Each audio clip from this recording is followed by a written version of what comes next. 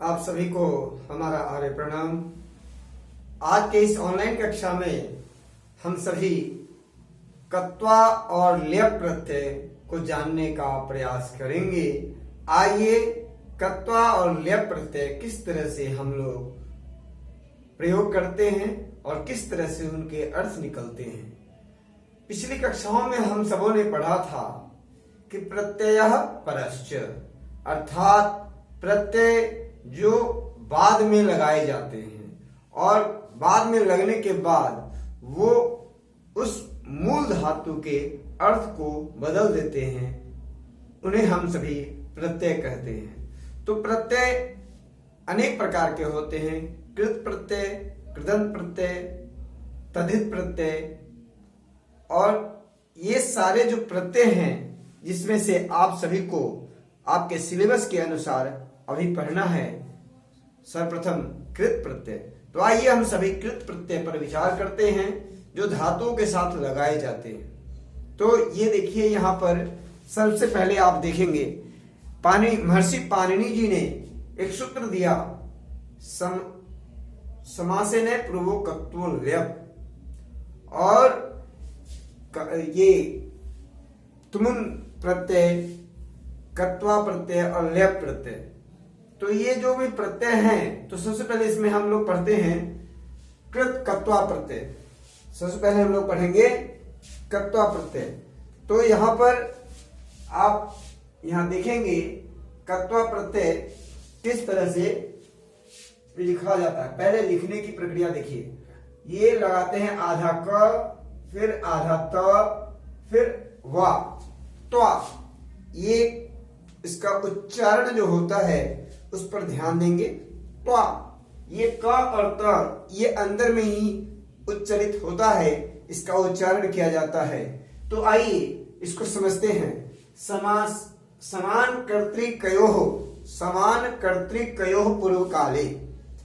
समान कर्तृकयोः का मतलब है कि समान कर्ता है, अर्थात एक कर्ता है जो कि दो क्रियाओं का निष्पादन करता है।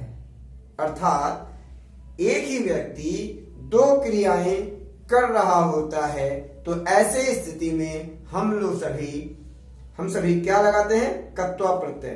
तो कत्वा प्रत्यय को जानने के लिए ध्यान पूर्वक आप देखें और इनको समझने का प्रयत्न करें। जब दो क्रियाओं का एक ही करता हो तो पूर्वकालिक क्रिया बोधक धातुओं के साथ त्वा प्रत्यय लगाए जाते हैं। त्वा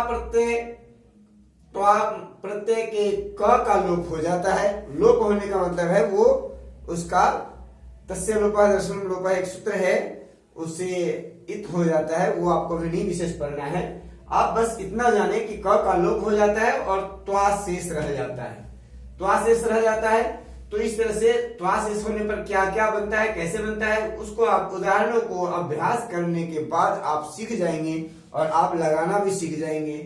भू जमा त्वा भूत्वा, क्री जमा त्वा कृत्वा, स्था जमा त्वा स्थित्वा, ज्ञा जमा त्वा ज्ञात्वा, नी जमा त्वा नीत्वा, नी जमा त्वा मृत्वा, क्री जमा त्वा कृत्वा, बंध जमा त्वा बद्ध्वा, चित जमा त्वा चिंतयित्वा, सेव जमा त्वा सेवित्वा।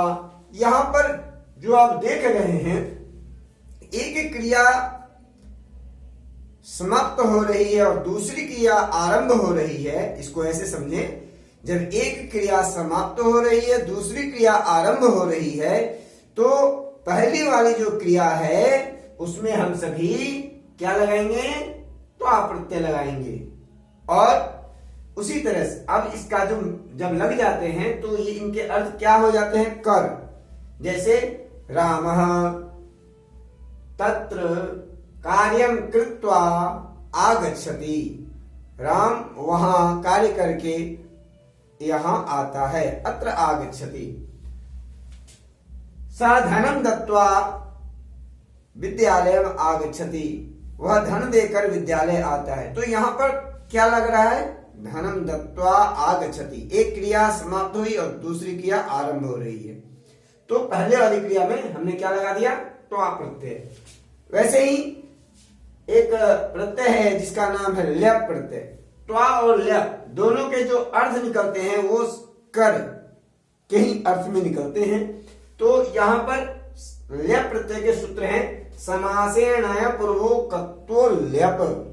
समासेनय पूर्वोक्तो ल्यप, इनका मतलब ये होता है समासेनय अर्थात धातु के पूर्व, धातु के पहले नय से भिन्न अव्यय, न से भिन्न, नय से भिन्न अव्यय के साथ समास होने पर धातु के उत्तर यानी धातु के बाद त्वा के स्थान पर हम सभी ल्यप प्रत्यय लगाते हैं। इसमें क्या था?